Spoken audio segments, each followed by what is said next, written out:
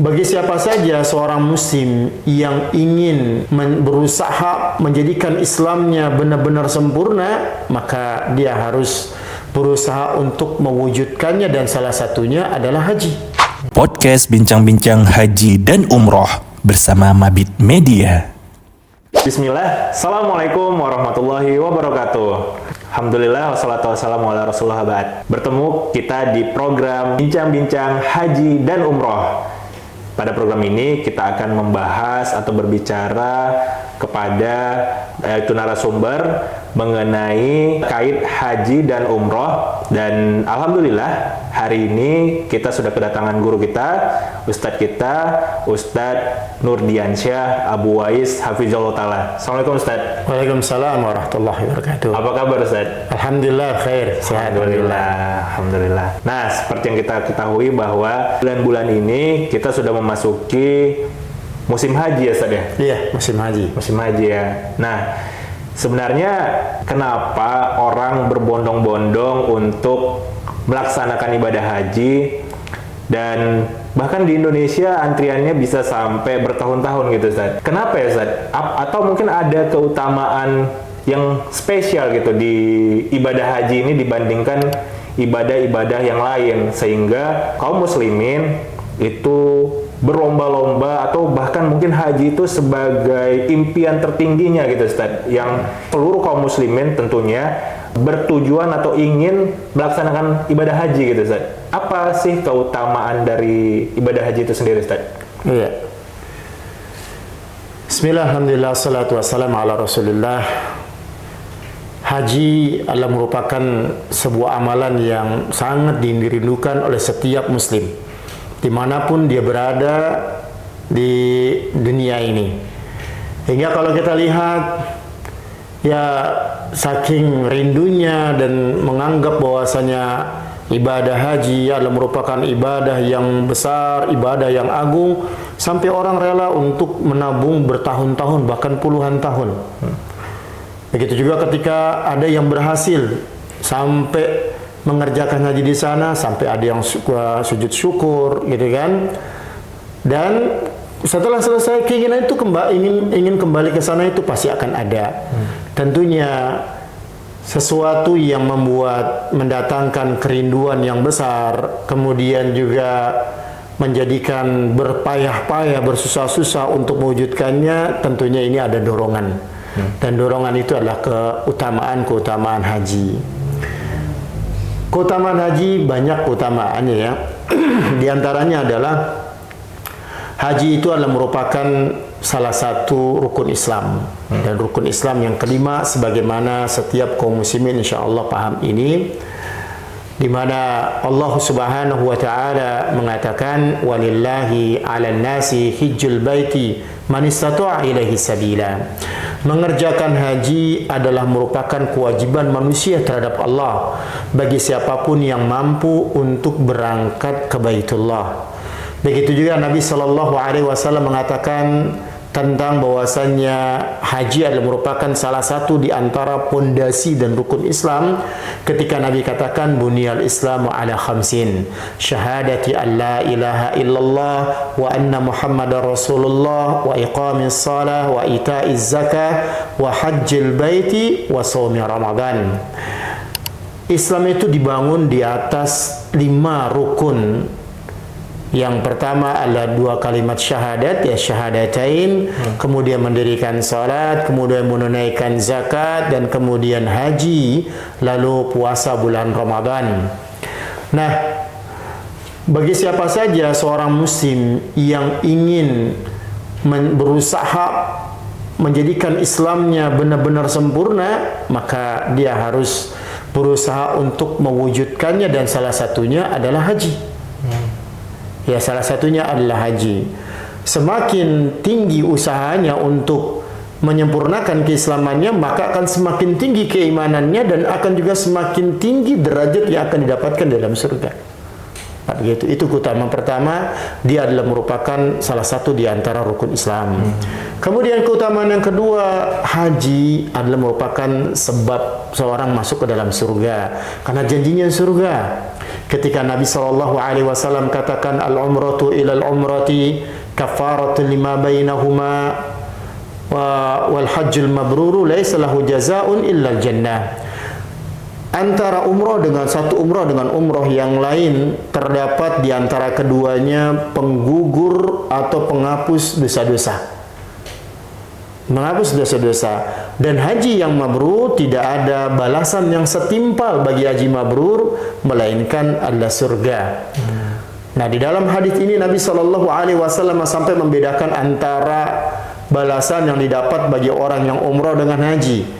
Ketika balasan bagi orang yang umroh, Rasulullah katakan maka dia akan menghapus dosa antara umroh yang sudah dikerjakan sampai umroh yang dikerjakan berikutnya. Sedangkan haji, Rasulullah SAW katakan tidak ada balasan yang pas untuk orang yang melakukan haji dengan mabrur melainkan adalah surga. Dan dalam hadis yang lain Rasulullah katakan, ya man hajja lillahi falam yarfuth walam yafsuq. Barang siapa yang yang dia berangkat haji, ya, menunaikan haji, namun kemudian dia tidak berbuat rafas, kemudian dia tidak berbuat kefasikan, ya, maka raja'a kayaumi waladatuhu, maka dia akan kembali seperti bagaimana ketika dia dilahirkan oleh ibunya. Dan ini juga menjadi poin yang ketiga, ya, menjadi poin yang ketiga bahwasannya keutamaan dari haji itu adalah dia bisa menggugurkan dosa dan juga mengangkat kefakiran. Ketika Nabi SAW katakan tabi'u bainal haji wal umrah, lakukan haji dan umrah dengan silih berganti, dengan silih berganti. Kemudian Nabi lanjutkan fa innahuma yanfiyanil faqra wadz-dzunub. Karena keduanya itu haji dan umrah bisa menghapus atau meniadakan kefakiran dan dosa-dosa. Kama yanfil kiru khabathal hadid. Sebagaimana alat tiupnya pandai besi ini itu bisa menghilangkan kotoran besi atau karat wadz-dzahabi wal fiddah, begitu juga emas dan juga perak. Nah, di dalam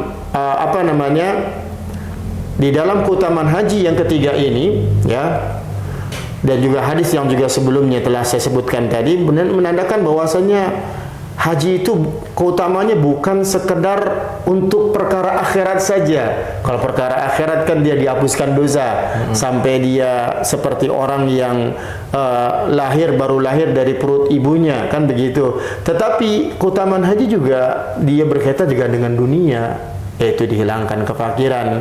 Oleh karenanya bagi siapa saja yang mau atau menginginkan kesejahteraan yang normal, ya, standar stabil, maka lakukan haji dan umrah. Kalau sudah haji, maka silakan lakukan umrah. Kalau sudah umrah, maka silakan lakukan haji.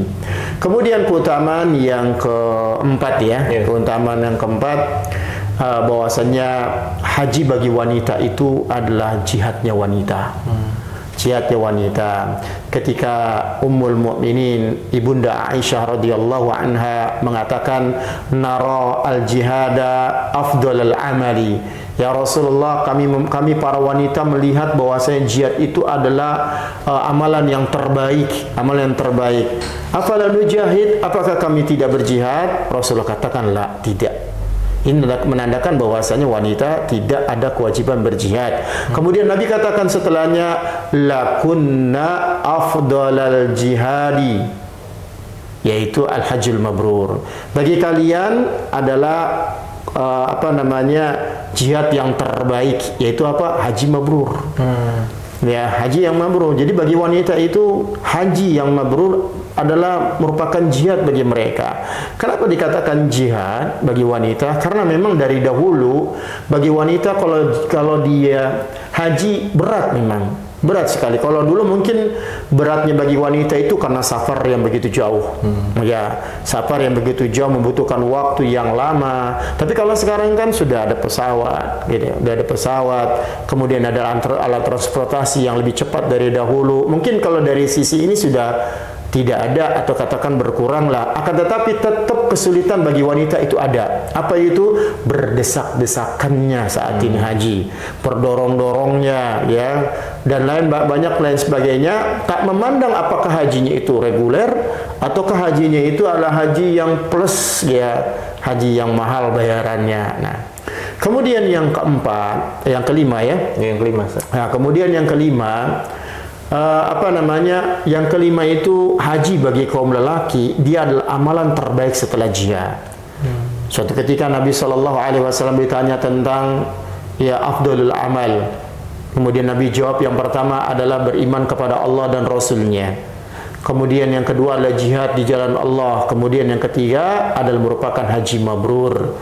Ini menandakan bahwasanya haji itu adalah merupakan amalan terbaik setelah jihad. Amalan terbaik setelah jihad. Kemudian yang terakhir yang bisa anak ingat ya, bahwasanya haji itu balasannya setiap kegiatan haji itu menuai pahala. Menuai kebaikan, menuai pahala di sisi Allah Subhanahu wa taala. Di dalam sebuah hadis yang panjang, dalam hadis yang diriwayatkan Imam Muslim, Nabi SAW pernah mengatakan seorang yang berangkat haji keluar dari rumahnya, kemudian dia menaiki kendaraannya, dan setiap langkah dari kudanya atau tunggangannya ini akan dicatat sebagai amal kebaikan, dan juga akan dicatat sebagai penghapus keburukan. Nah, tatkala mereka nanti sudah berada di padang Arafah, ketika mereka di Arafah dan mereka wukuf di Arafah, Allah akan turun ke langit dunia dan Allah akan berkata, lihatlah hamba-hambaku ini memenuhi panggilanku. Mereka dalam kondisi rambutnya acak-acakan, dalam kondisi pakaian berdebu. Ya, maka saksikanlah wahai para malaikat, kata Allah. Saksikanlah wahai para malaikat bahwasannya ya, aku telah mengampuni mereka. Aku telah mengampuni dosa-dosa mereka sebanyak atau meskipun dosa mereka itu sebanyak butiran-butiran air hujan, atau sebanyak butiran-butiran pasir yang menjulang. Nah, tatkala mereka juga melempar jumrah, Allah Subhanahu wa taala mengatakan mereka akan mendapatkan ganjaran nanti pada hari kiamat. Dan tatkala mereka menggundul tahallul ya, tatkala mereka tahallul, setiap helai rambutnya itu akan bercahaya pada hari kiamat. Dan di akhir hadis itu Nabi sallallahu alaihi wasallam mengabarkan, dan ketika mereka terakhir dalam putaran tawaf atau putaran sa'i ya, Allah Subhanahu wa taala ketika mereka keluar dari itu, Allah Subhanahu wa taala akan jadikan mereka seakan-akan lahir dari perut ibunya, arti dosanya habis. Jadi keutamaan-keutamaan haji sangat besar sekali bagi hamba-hamba yang mengharapkan surga Allah dan mengharapkan perjumpaan dengan Allah Subhanahu wa taala dalam kondisi bersih ya, hingga dimasukkan ke dalam surga Allah, karena surga Allah tidak untuk orang-orang yang kotor, tidak untuk orang yang kotor. Dia hanya untuk orang-orang yang bersih. Bagi mereka tentunya memiliki kerinduan sekali untuk bisa haji, meskipun harus menunggu belasan tahun. Hingga ini menyebabkan berbondong-bondong kaum muslimin untuk bisa haji. Wallahu a'lam.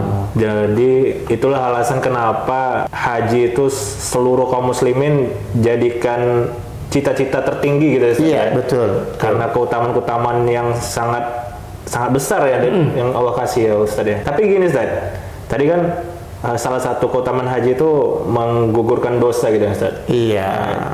Kira-kira itu dosa besarkah apa dosa kecil gitu Ustaz? Iya, terjadi khilaf di antara para ulama, terjadi persisian di antara para ulama tentang apakah dia dosa besar ataukah dia dosa kecil.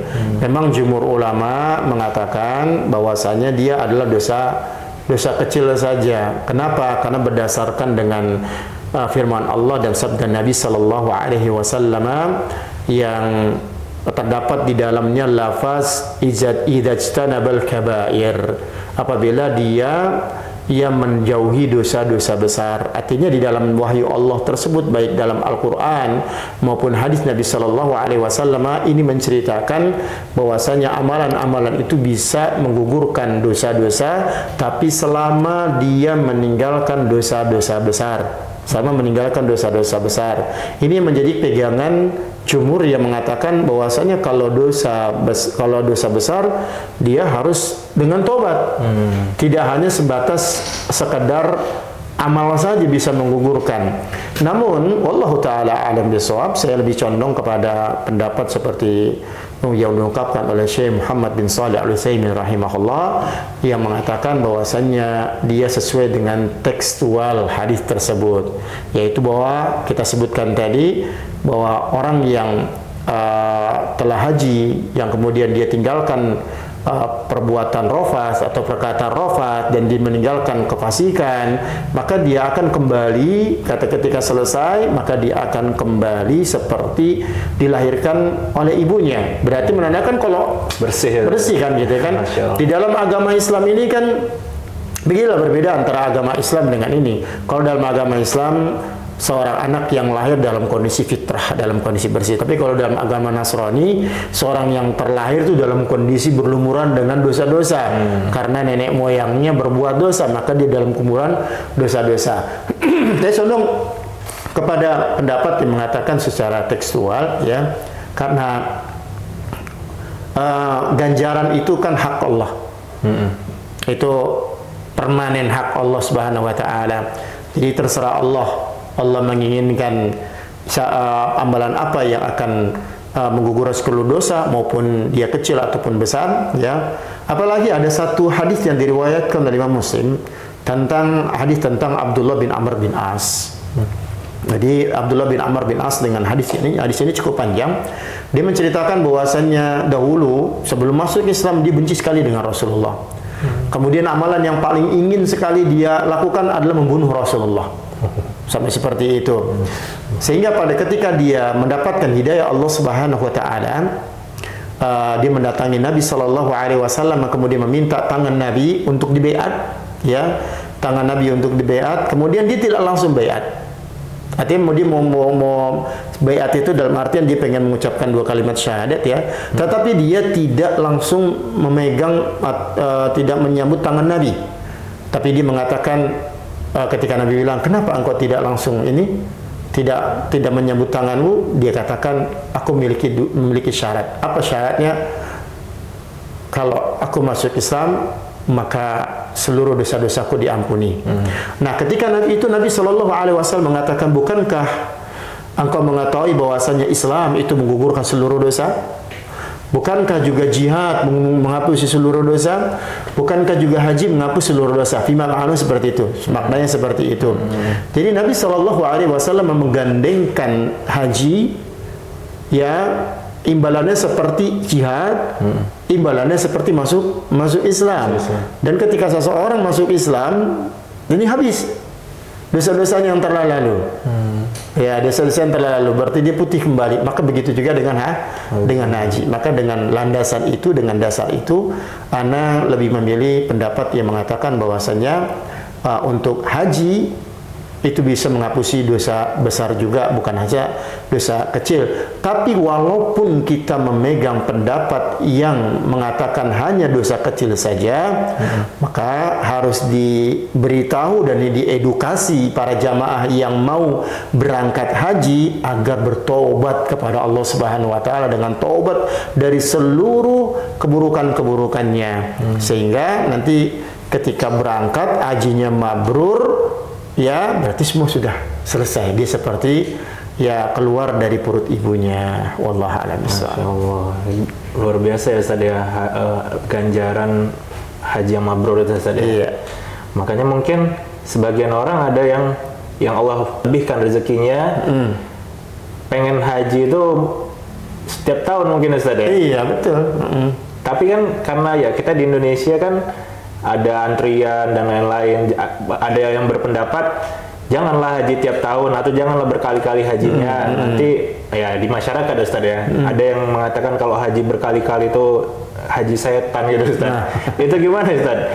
Apakah memang boleh kita kalau ada rezeki, Allah limpahkan rezeki yang banyak, kita bisa haji tiap tahun atau beberapa kali kita berhaji, atau kita cukupkan sekali aja gitu Ustaz untuk haji Ustaz, ibadah haji Ustaz. Iya. Ya subhanallah. Jadi kadang kita melihat banyak masyarakat ya yang kadang berbicara tentang agama ini tanpa berpikir dulu ada dalil atau tidak, gitu kan?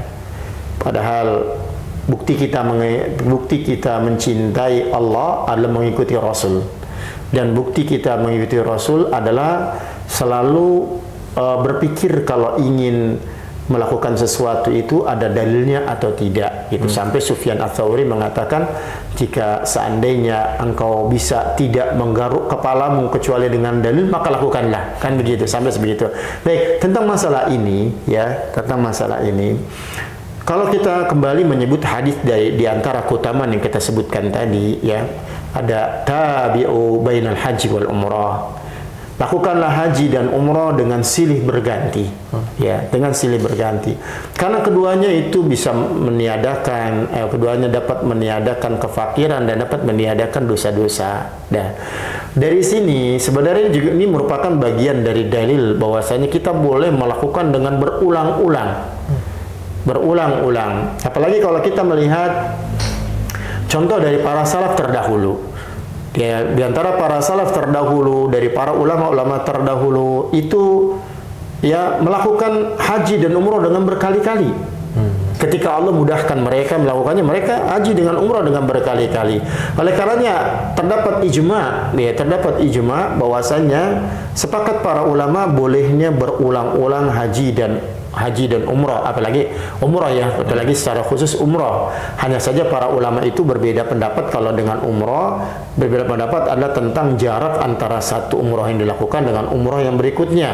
Ada yang mengatakan dia setahun, dia ada mengatakan bulan, dan lain sebagainya.